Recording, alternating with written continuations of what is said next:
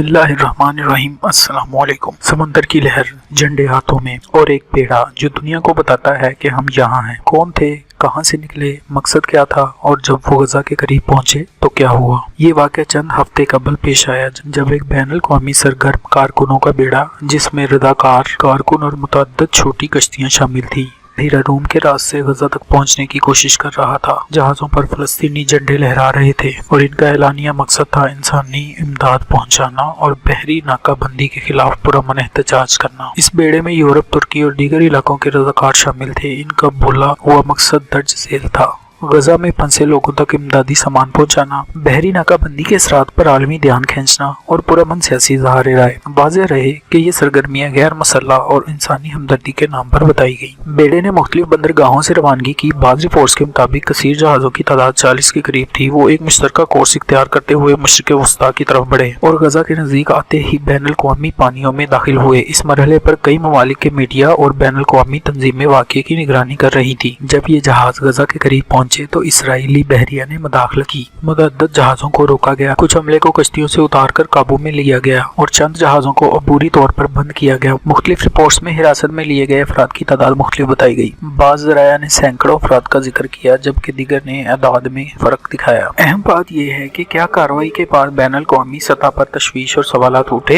हिरासत के फौरन बाद मुतअद्दिद इंसानी हकूक की तंजीमों और बाज़ हुकूमतों ने मीडिया पर तशवीश का इजहार किया और कहा कि हिरासत के बाद गिरफ्तार शुदगान की सेहत और कानूनी हकूक को यकीनी बनाया जाए। दूसरी जानब इसराइली हकाम ने सिक्योरिटी खदशात और बहरी नाकाबंदी की कानूनी जवाजियत की बुनियादें बताई। यानी वो कहते हैं कि साहिली इलाकों में मखसूस पाबंदियां कौमी सिक्योरिटी के तहत जरूरी हैं। इस कार्रवाई के खिलाफ यूरोप और दीगर जगहों पर मुजाहिरे हुए। कुछ ममालिक ने कौंसली ताउन और कानूनी मदद फराहम करने का वादा किया। मीडिया में बहस हुई कि क्या ये बेड़ा हकीकी इंसानी इमदाद लेकर जा रहा था या सियासी मुजाहिरे का हिस्सा था, और दोनों पहलुओं की तफ्तीश की जा रही है। अहम दस्तावेजी हकीकतें जो हमारे पास साबित हैं, एक बैनुल अक़वामी फ्लोटेला ने गजा तक पहुंचने की कोशिश की। इसराइली बहरिया ने मुतअद्दिद जहाज़ों को रोका और अफराद को हिरासत में ले लिया। हिरासती और कशीदगी के बाद बैनुल अक़वामी तनकीद और कानूनी सवालात उठे और अहम नुक्ता, बाज़ शख्सियात की गिरफ्तार होने या मखसूस इल्जामात के बारे में मुख्तलिफ रिपोर्ट्स मौजूद हैं, मगर हम ऐसे दावों को सिर्फ मोतबर खबरसां इदारों या सरकारी बयानात से ही हतमी करार देंगे। ये वाक़या इंसानी इमदाद, कानून और बैनुल अक़वामी सियासत के पेचीदा जदल को ज़ाहिर करता है। आज तक के लिए इतना ही। अल्लाह हाफिज़।